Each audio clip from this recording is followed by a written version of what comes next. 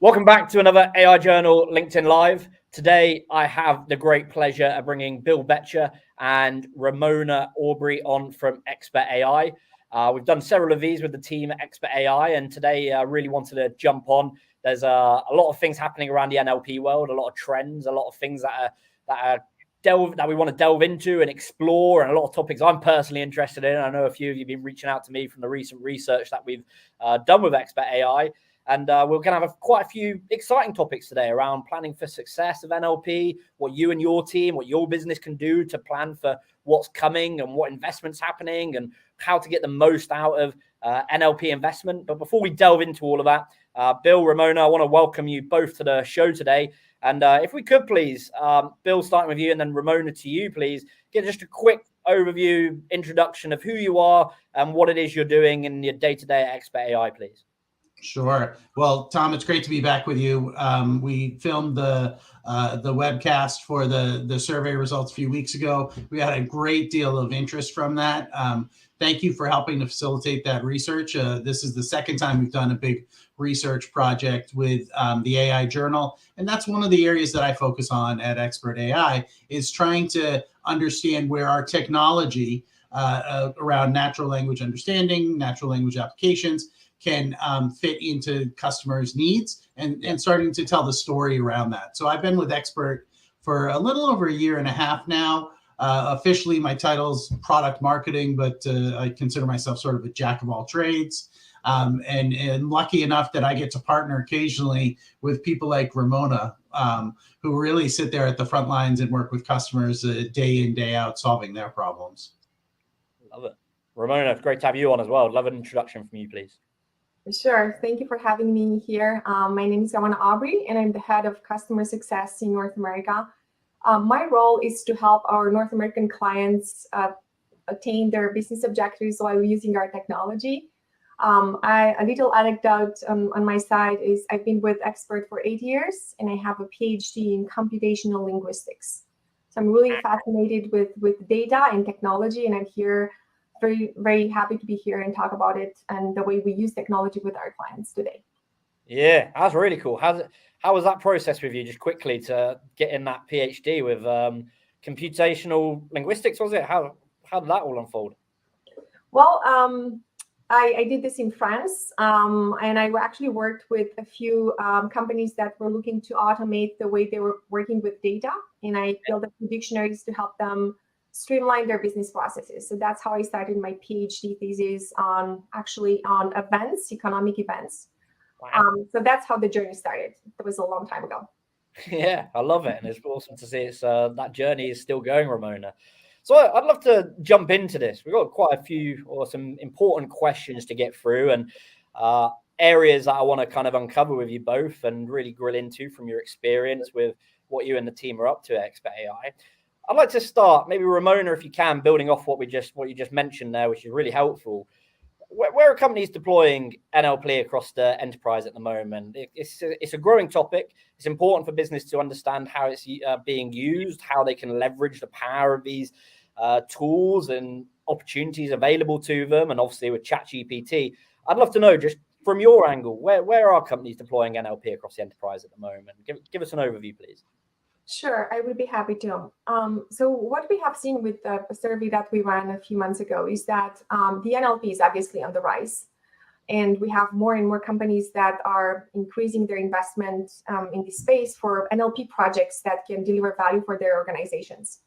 What is even more interesting, I would say, in this landscape is that companies are very focused on specific, I would say, use cases that can be associated with pain points that their businesses are going through. And what we have seen, especially in North America, is that NLP is being deployed in the enterprise level, depending on the needs that each department in an organization has. We usually work with IT and product teams that are the ones that embrace the NLP projects or initiatives. And they come up with common, I would say, challenges for their industries that we can categorize in multiple facets or categories. I'd like to mention a few ones which we've seen quite often that could, I guess, be generalized across multiple industries. Yeah. So the first one is around what we call automating language intensive processes. This is very typical of organizations that use a lot of data that is linguistic data that they need to process, and they need to get insights to make faster decisions for this type of data. So I would say that this particular use case is typical of enterprises or in the insurance space, but also financial services and others that rely on subject matter experts who usually analyze a large number of data, and they need to scale up the way they extract key information from this data. So this is, again, a very common use case for which automation is needed, NLP is needed, and it's one of the, I would say, most common ones, like I said, across industries. Amazing. A second one, it's I would say more around something which is very common even for our everyday life, which we could see in multiple domains, is around analyzing customer complaints and sentiment. Yep. So we know we've all had reviews that we've submitted for a specific product or service that we came across. So how do we make sure that the type of feedback that we are giving back is actually transformed in insights that are useful for the company that is delivering that service or that product? So this type of use case for NLP, I would say, helps removing any bias from the information that is sent by the end users that share this type of feedback or complaints about their product, and helps us understand what exactly we need to focus on improving for our service or for our product. Again, it's quite common, and we've seen it emerge in the last years as a more and more interesting use case for organizations that care about the way that their company, that their brand is perceived, but also I would say for organizations that are more focused on driving engagement from their customers and also from their employees. And this is where sentiment and the way NLP extracts, I would say, key behaviors, emotional traits, and what have you, can help deliver value in understanding what exactly the sentiment is all about and how we can use that to improve the user experience or to drive more engagement from our customers or employees.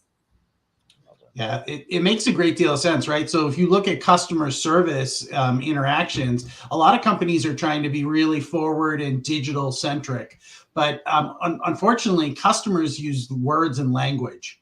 And that has intent, and you have to be able to understand what that means. So it requires a level of real understanding, like the kind of support that Expert AI can offer to know what to do with those words, even if they're captured electronically, submitted via an email or whatever the case is. So, looking to essentially get value out of all of this forms of customer interaction, I think is one of those common areas that companies are really looking to try to understand what that approach can be.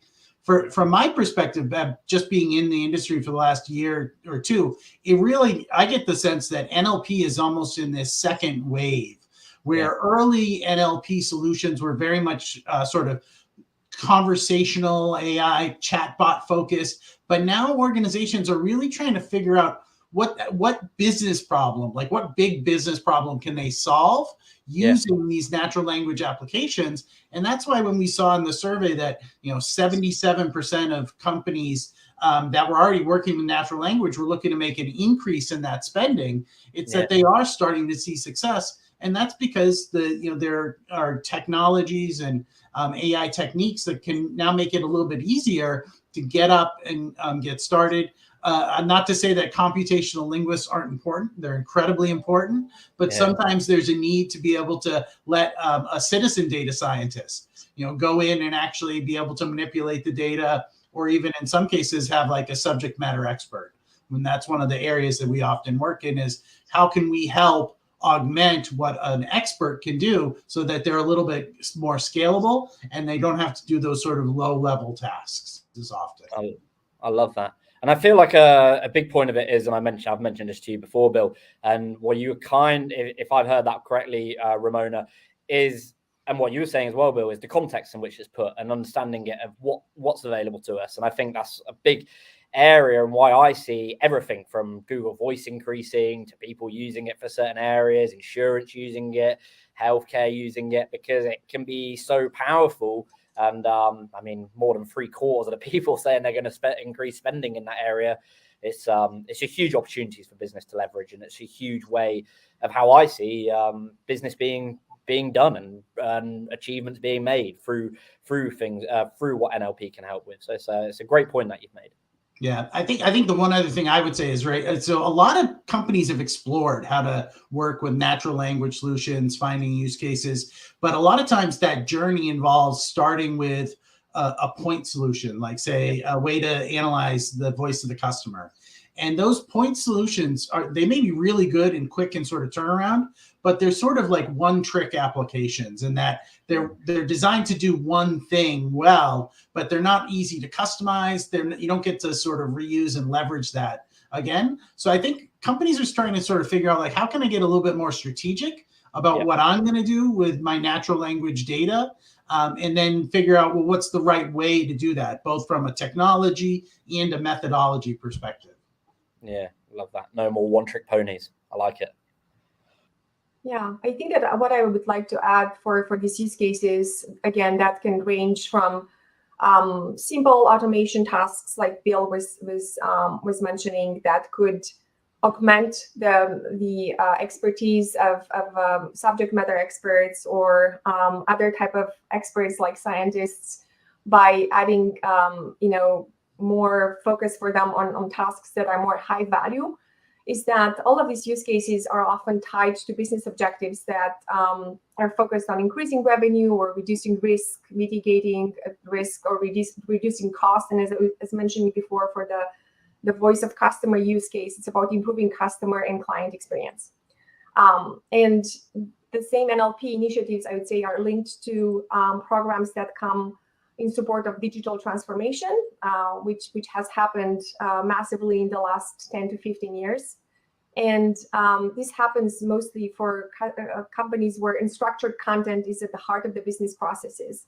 And this is where the urgent need for automation comes, because to Bill's point, we want to transform this type of unstructured content into language data that can help with the decision making and that can streamline some of the workflows that are still dependent on this type of content. Yeah. And what is encouraging in our NLP survey, what we've seen is that 4 out of 5 companies have this type of NLP use cases in production, and that's really encouraging. That's what I'd like to add. I love that. That's a great point to follow on from what Bill was saying.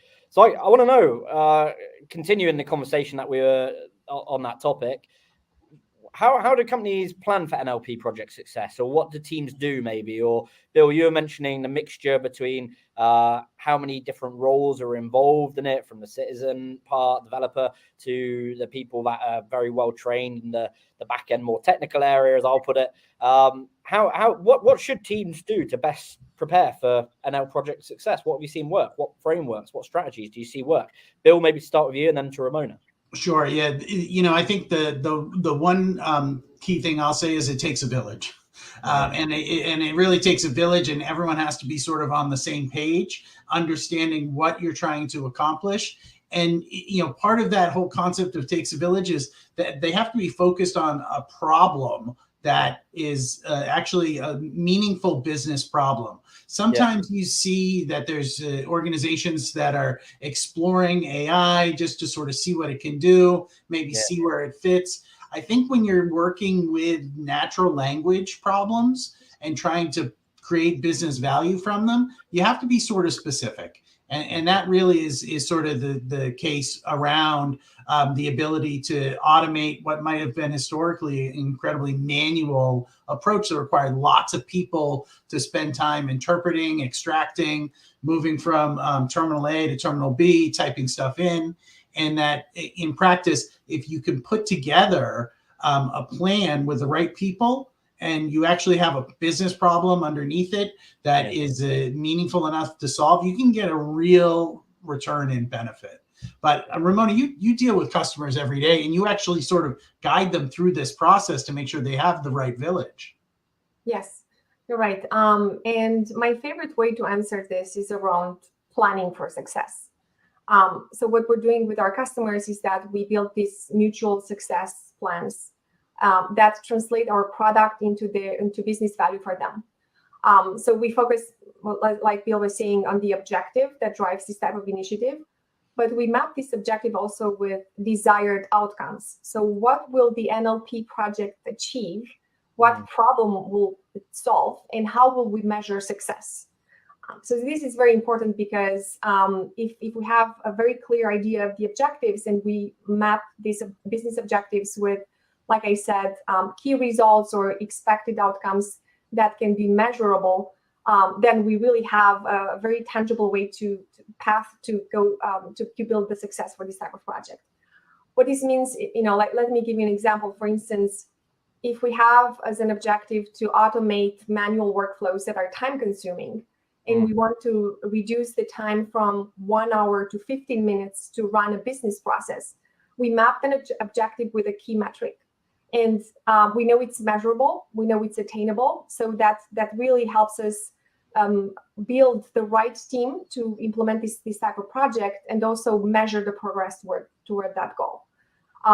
In addition to these objectives and key results, obviously, we have also strategies that we recommend to our customers, depending on the way they will implement the project, whether it's their own implementation or if it's driven by us. So we come up with different techniques that we recommend, and that gives them, again, a clear guidance on how. So how we will get to that objective, what kind of techniques that are core to NLP will implement. Yeah. And this builds confidence with our clients. Yeah, I love that. And I'd like to ask Ramona to build on from that, from planning for NLP project success.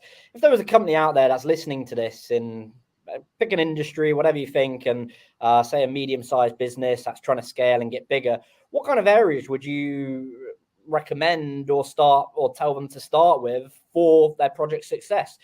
Is there one set starting point, or is it a series of questions, or looking at it, what would be key criteria for them to really explode the success that you've seen with Expert AI's clients at the moment?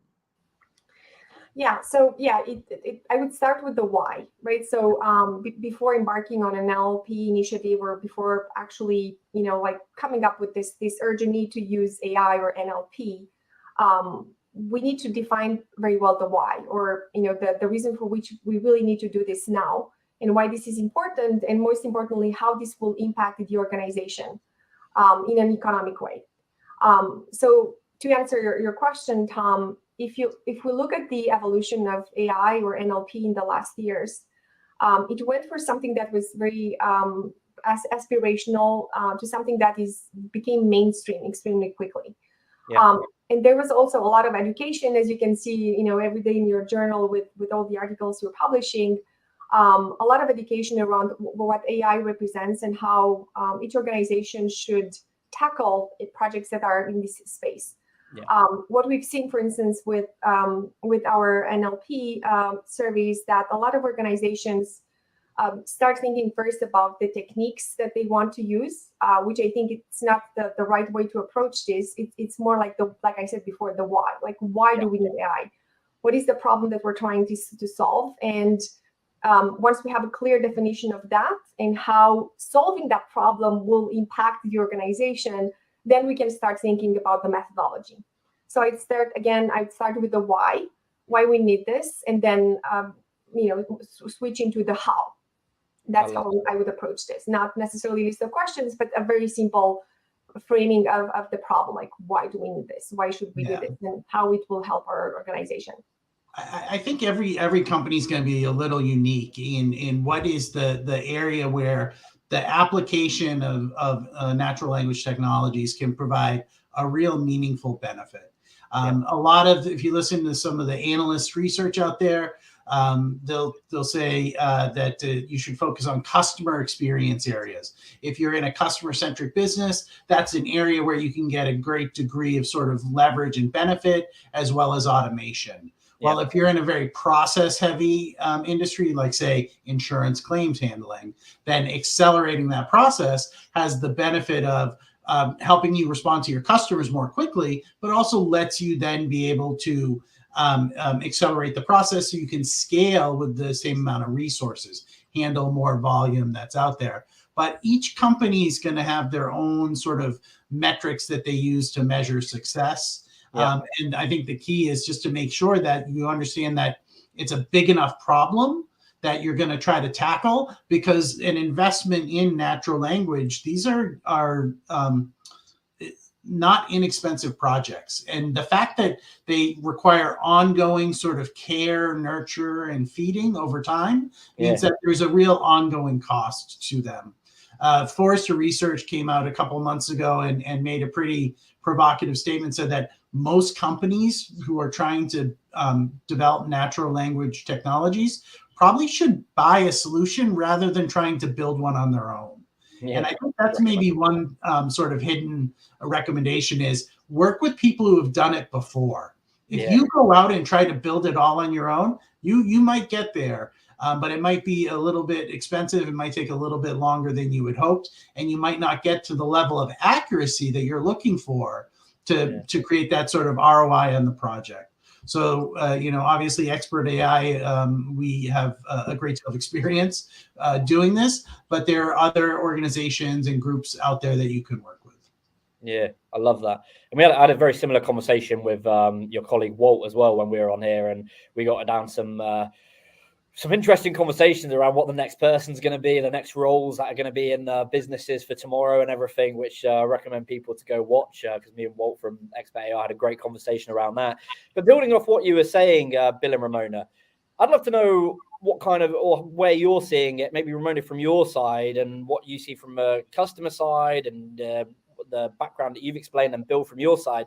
Because we looked at it in the report, the core challenges in LP deployment. Bill, you just mentioned it there. People trying to, or thinking, or maybe looking at the potential of building in-house compared to going externally and going to the experts. Me personally, and anything I always do, I'm very transparent. I always think, why should I spend my time? Know what you're a specialist at and stick to that area, and make sure that you bring in the right resources, whether it's in a business or personal or whatever sense, to leverage that, because you can get there quicker, more resourceful, usually at a better rate, and all these better things.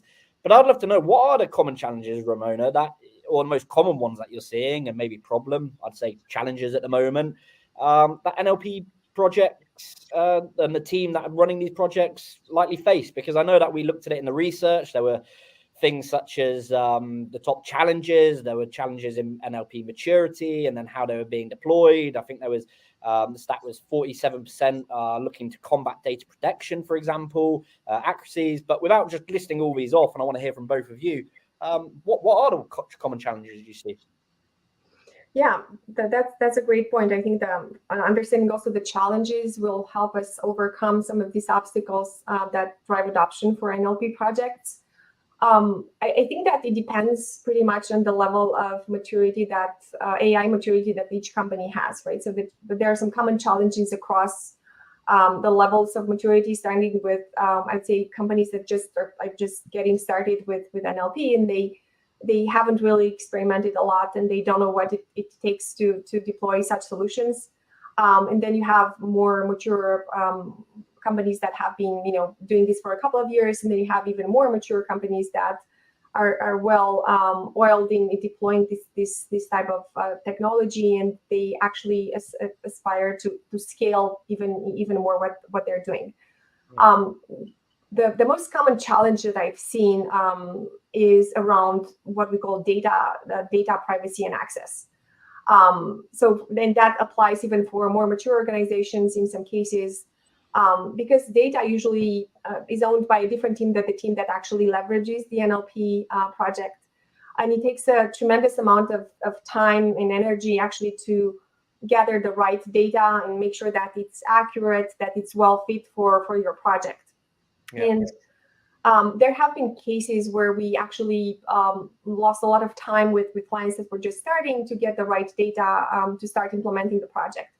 So to avoid such trap, we recommend that each organization builds a certain level of accountability of, who owns the responsibility of the data, and how can this team work with other teams to facilitate the access to the data.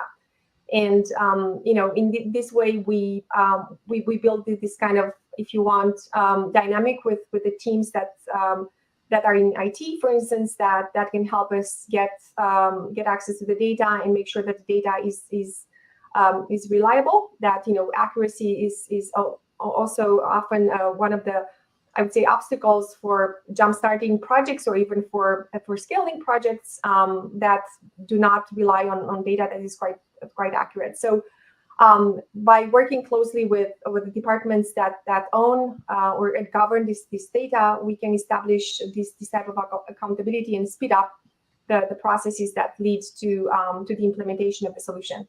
So that the data privacy access, like I said, it's one of the major, I would say, challenges that go across different types of companies that have different types of AI maturity. Yeah. One other challenge that we've seen across also companies that, let's say that they overcame the challenge of the data access.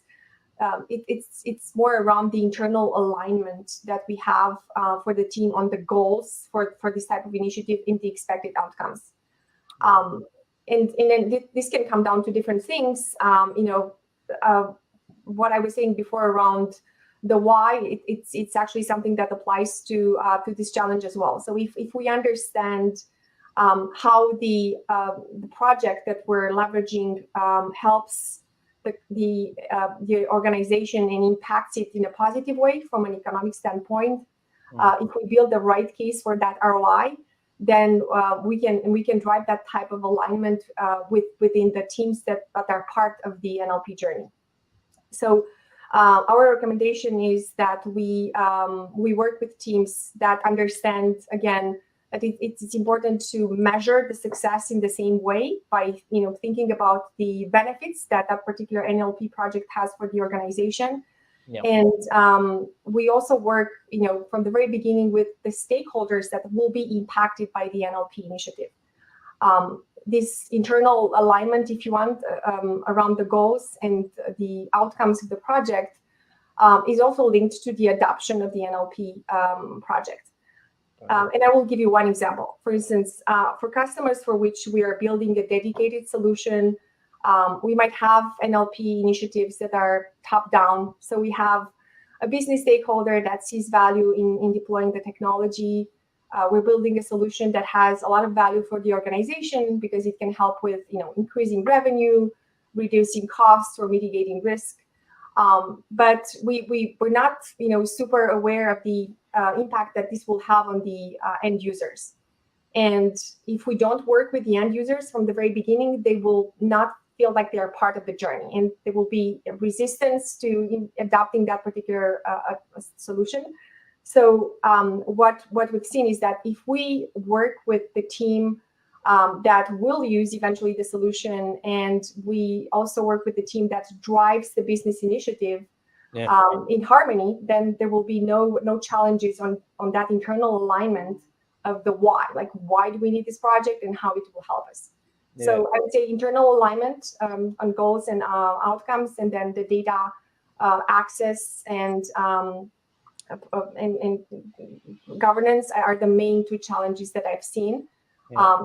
Bill, any other challenges that I would put a big star right next to engage the end users early and often, right? So one of the concerns that we've heard in the digital transformation realm for years is that all these workers are going to be replaced by robots.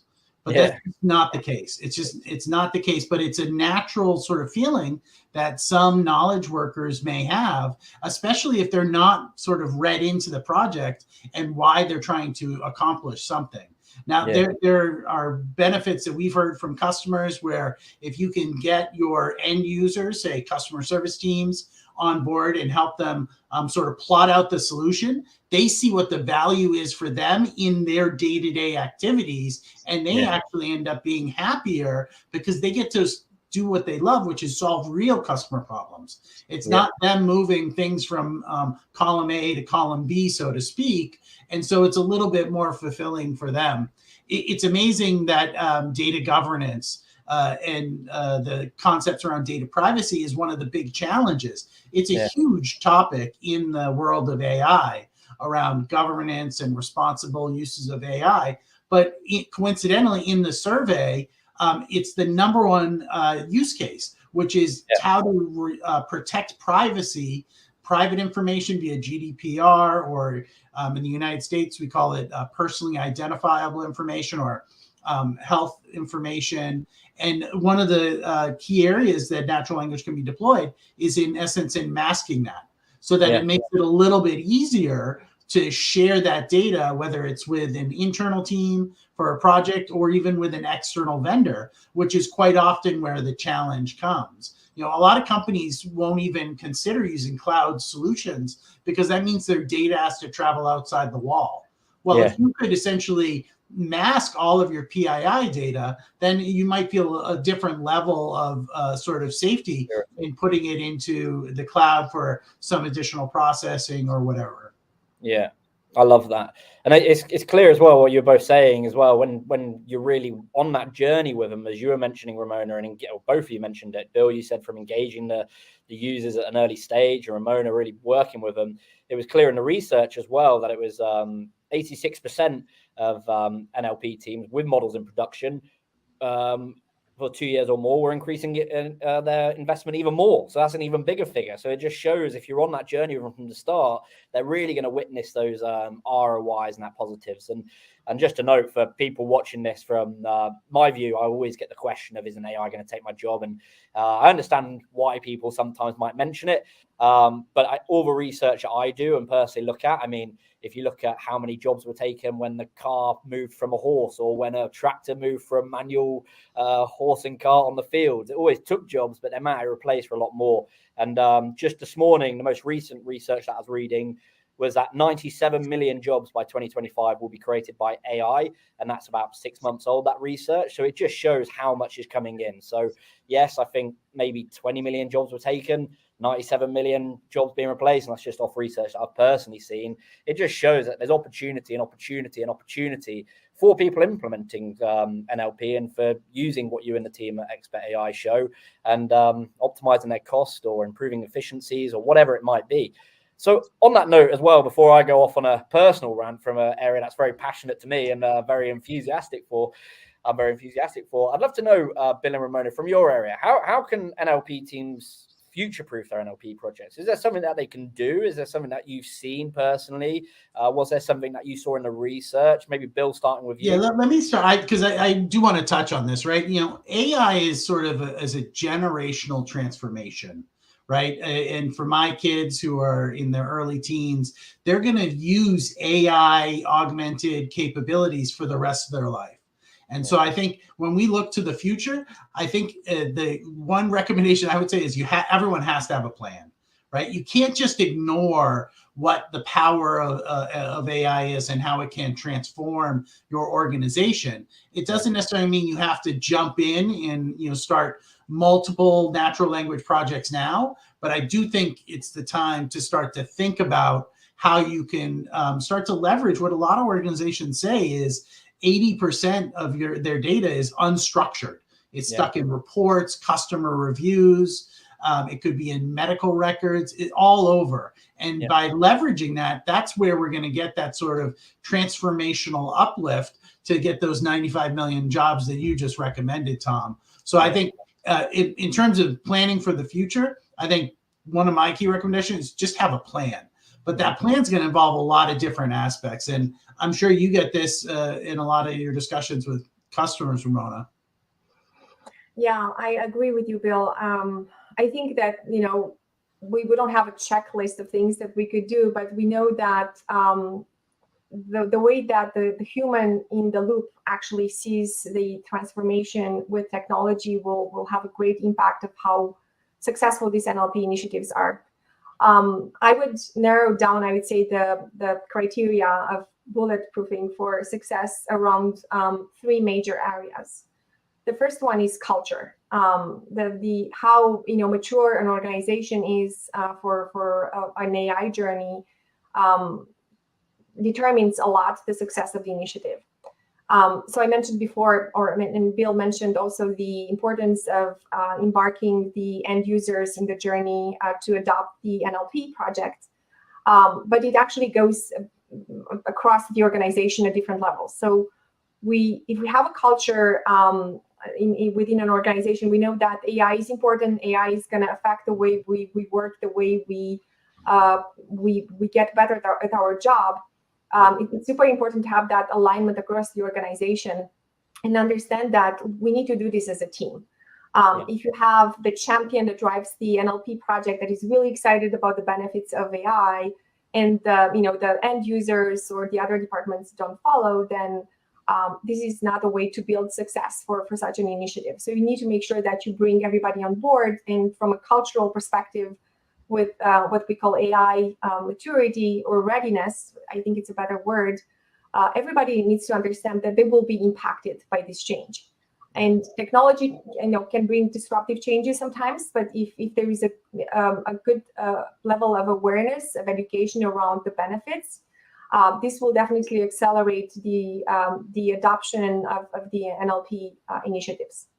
So I think culture is for me front and center in this type of readiness for success for NLP. Then there's another dimension, and I think you both alluded to this in terms of skills for the team. So we have different choices when we're deploying technology, either to deploy the technology for our clients directly, or work with them, enable them to use the technology in an autonomous way. So each organization should think about skilling their teams or outsourcing the skills for such an initiative, and make this decision early on.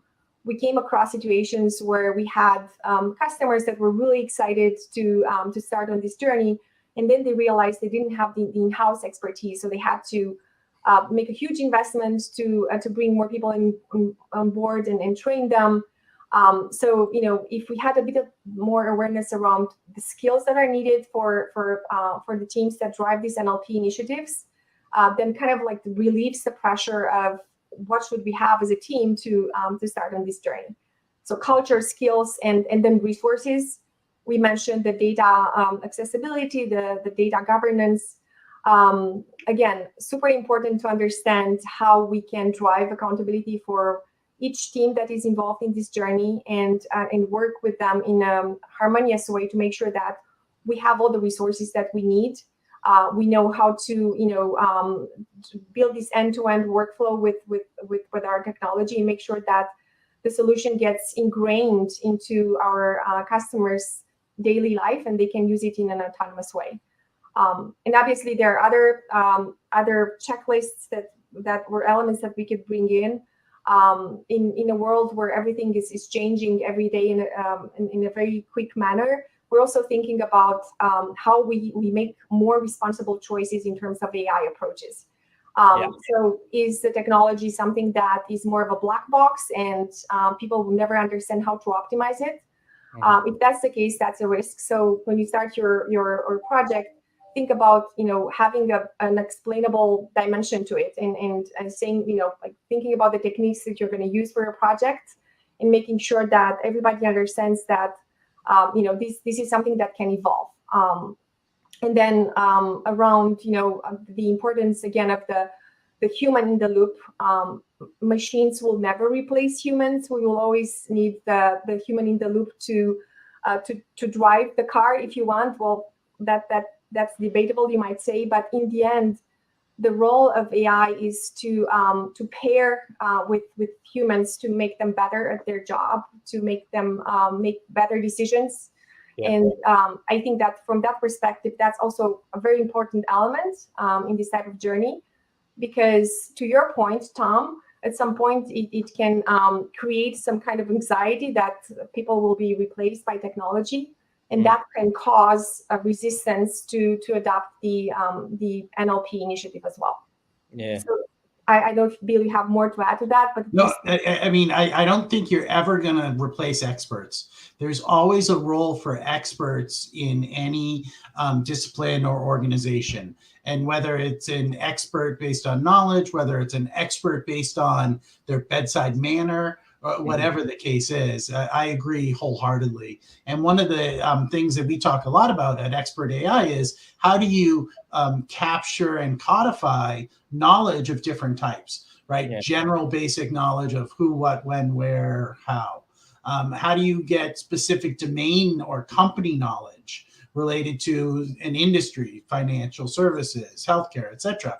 And then how do you get process expertise, right? And so one of our beliefs is that the only way you can reach some of the levels of accuracy that a lot of these projects require to have a good ROI is you have to embed the expert in the process. And so that human in the loop approach provides not only that benefit of improving the accuracy for the projects and thus the ROI, it also makes it possible to have a degree of transparency and corrective action that is part of that responsible AI initiative around transparency. And, as we're seeing, there's going to be a lot more regulatory discussion around what does it mean to be transparent and explainable in AI. And as soon as the government start to hand out fines for that, there's going to be a lot more action on it. So as you're planning for your NLP projects for the future, one of the things you can do to future-proof it is make sure that you have a choice that falls under the responsible category, whether it's around sustainability, explainability, transparency, or the ability to actually have human impact in terms of have human-centered design around it.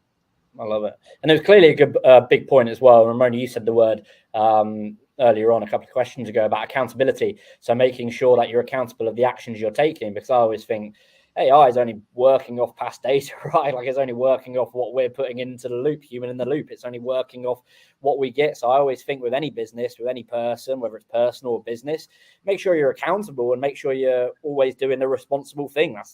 I don't know if people agree with my methodology of coming to responsible AI in that manner, but I always think it's going to be pretty responsible if the people behind it are doing accountable actions and doing responsible actions, because it was 74% in the research that was saying that it's how they consider each AI approach at the moment, which is fascinating, and I can only see that number getting closer and closer to 100% over the coming months or coming years. So it's a brilliant point to be mentioning. It really is, and I think we've only just started to hear the stories where AI has failed. Right, as AI gets deployed more broadly to new use cases, we're going to start to hear some stories that are going to be cringeworthy, I think. And so having that in your your mindset about being able to look at the approach that you're doing and saying, is this right for the project? Is this right for the organization? And what is this ethical in terms of what the organization is trying to accomplish? And I would add to that, Bill, that what's also going to drive, I think, more success in what we see is how easy it is to quantify the value of an NLP project or an AI project, or what we call that strategic ROI. This is, especially in the last years, it started to emerge more and more. This is how we judge or assess the success of NLP projects, by looking at some of the metrics that can give an idea of the final ROI. So most of our customers that we're working with in information services, for instance, they're looking at the time to production as a key metric or as a way to measure that investment. Others are looking at efficiency improvements, and others are looking at cost reductions. Yep. And if the organizations start measuring that more and more, then it's going to be also easier to justify the cost of a new investment for a new project, which happens for more mature organizations that have been deploying AI for a long time, because they can always have the proof of how this impacted economically their organization. So, one way to future-proof also the success of these initiatives is, take your ROI calculator from the very beginning and think of the areas that you will improve for your team and your organization as a whole, and start making some projections. And that will build also internal alignment, and will give some more visibility on the expected outcomes and how they will be measured. And I think that's key for the future as well. Love that. And just before, I know we've gone through quite a lot of big topics here, and we've got some really impactful information from both of you. So I just want to say a massive thank you for that, and to everyone joining us. But Bill and Ramona, you were kind of alluding to the question I want to ask. That's why it sparked me to ask it. Is there anything in summary for people listening today, people that are handling NLP teams, people that are thinking of going on this journey, or perhaps people that are far down this journey that are really one of those respondents that are increasing investment over the next year. Is there any, and Ramona, starting with you then to you, Bill, are there any tips or recommendations or any summary points that you would give people to think about for their next steps with their NLP journey through 2023? Yes, as I was saying at the beginning, start first with your why. Like, why do you need AI? How it will solve your organization's problem, and how you will measure that. If you have these three things, then you can start about building the team that will drive this type of initiative. And keep in mind these different obstacles or barriers that we have for the successful deployment of NLP projects. I said it multiple times, but it's as easy as that. Like, AI is not this shiny object that everybody wants. It actually helps with solving a business pain point that has an economic impact on an organization. And instead of trying to boil the ocean, maybe focus on the most urgent problem that you want to solve, the one that will have that strategic value if solved. And that will help with all the rest. So that would be my recommendation. Think about your problem and see how, how by solving it you will bring an impact to your organization that will be visible to everyone. So that would be my recommendation, more in a nutshell. Love it. Yeah, and I would just add to that look around at your peers and even your competitors to see how they're deploying natural language capabilities. Because within different industries or within different functional areas, there's a lot of similarity, and that can help answer your why. Right. So we see a lot of projects that are helping organizations understand the intent of requests that come in via their communication channels. And that could be someone who's trying to apply for something like a driver's insurance. It could be someone who's trying to change something with their bank account, and just look to see where NL has been deployed successfully before. And that might be a good sort of spotlight on where your organization could get some real value. And the other thing I would add is try to work with someone who's delivered a solution like that in the past, right? There's a lot of back in the mid 2000s, the aughts, as I call them, there was a lot of cloud washing, right? Yeah. Everything was cloud, and it wasn't clear if that mattered or not. Well, now we're in a little bit of the AI washing as well. So what I would say is, when you're engaging with your prospective partners who are going to help solve this problem, I would work under a trust but verify model, right? Make sure that they have the capabilities and can demonstrate those to you to solve the problem that you want to solve.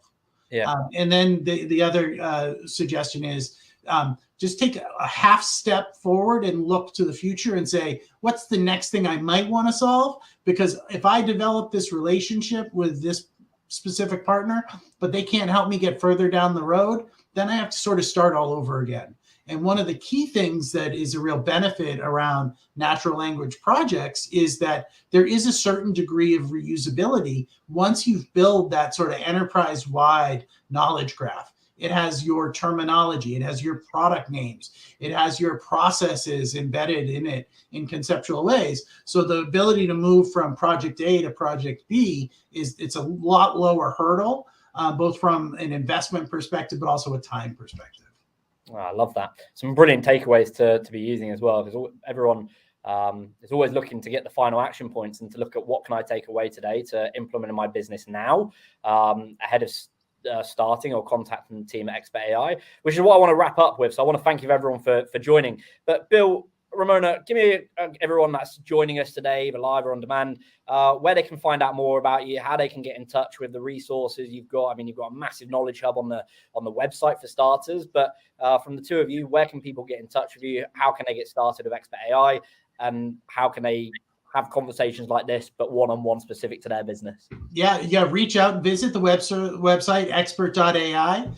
We run a regularly scheduled live stream that's focused more on NLP projects and different applications. So we're actually going to do one later this week on GPT-3. By all means, sort of sign up and hear our take on that, or just reach out to us individually. I'm happy to share my information. I'm sure Ramona would be as well. Sure. And we're happy to give our best advice. Love it. That's brilliant.